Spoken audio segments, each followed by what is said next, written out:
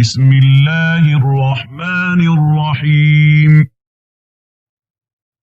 ولكم نصف ما ترك أزواجكم إن لم يكن لهن ولد، فإن كان لهن ولد فلكم الربع مما ترك من بعد وصية يوصين بها أو دين، ولهن الربع مما تركتم إن لم يكن لكم ولد، فإن كان لكم ولد فلهن الثمن مما تركتم من بعد وصية توصون بها أو دين. وإن كان رجل يورث كلالة أو امرأة وله أخ أو أخت فلكل واحد منهما السدس، فإن كانوا أكثر من ذلك فهم شركاء في الثلث من بعد وصية يوصى بها أو دين غير مضار، وصية من الله، والله عليم حليم.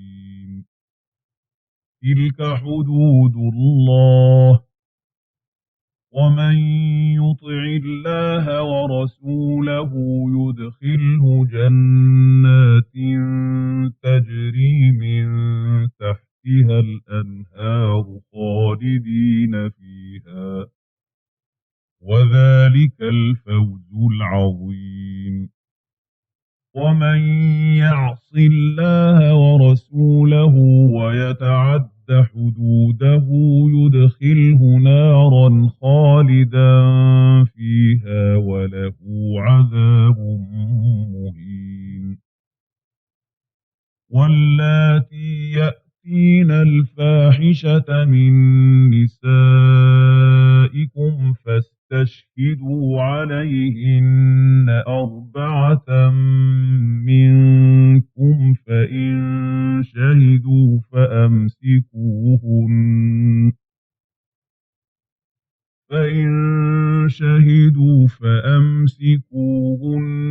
في البيوت حتى يتوفاهن الموت أو يجعل الله لهن سبيلا.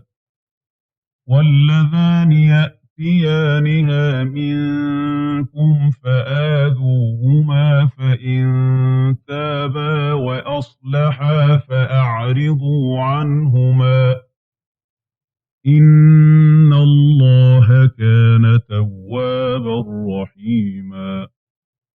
إنما التوبة على الله للذين يعملون السوء بجهالة ثم يتوبون من قريب فأولئك يتوب الله عليهم، وكان الله عليما حكيما. وليست التوبة للذين يعملون السيئات حتى إذا حضر أحدهم الموت قال إني تبت الآن، ولا الذين يموتون وهم كفار،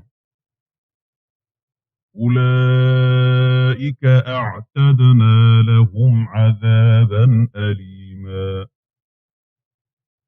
يا أيها الذين آمنوا لا يحل لكم أن ترثوا النساء كرها ولا تعضلوهن لتذهبوا ببعض ما آتيتموهن إلا أن يأتين بفاحشة مبينة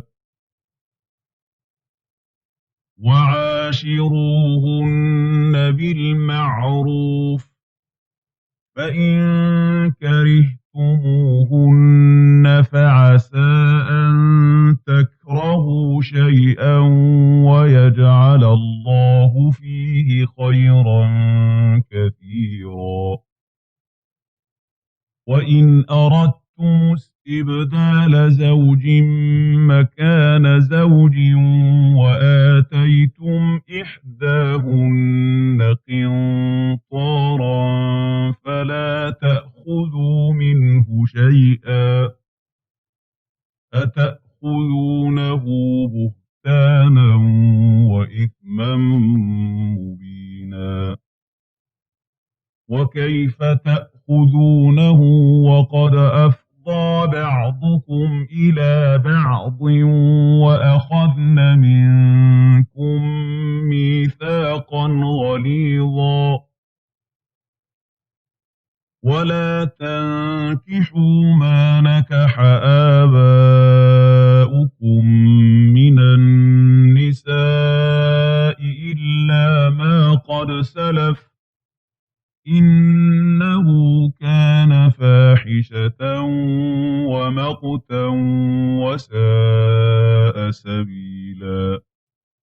حرمت عليكم أمهاتكم وبناتكم وأخواتكم وعماتكم وخالاتكم وبنات الأخ وبنات الأخت وأمهاتكم اللاتي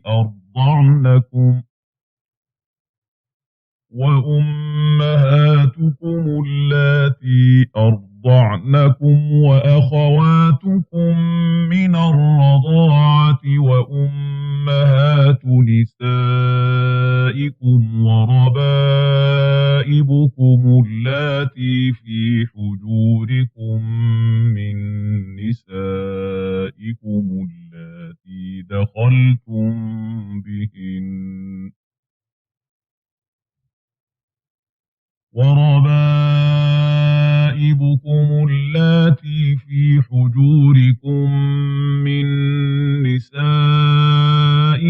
اللاتي دخلتم بهن، فإن لم تكونوا دخلتم بهن فلا جناح عليكم وحلائل أبنائكم